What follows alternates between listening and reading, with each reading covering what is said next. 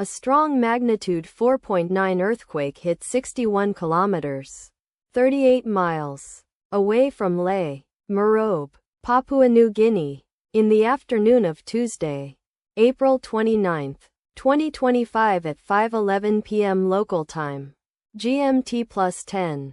The quake had a moderate depth of 100 kilometers, 62 miles, and was not felt, or at least not reported so. First to report, GFZ after 23 minutes.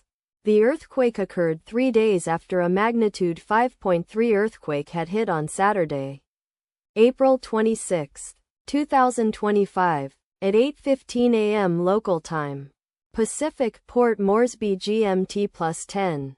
In 76 kilometers, 47 miles, distance to the southeast. Data source from Volcano Discovery.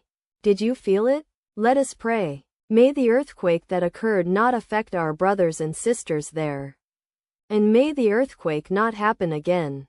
Amen.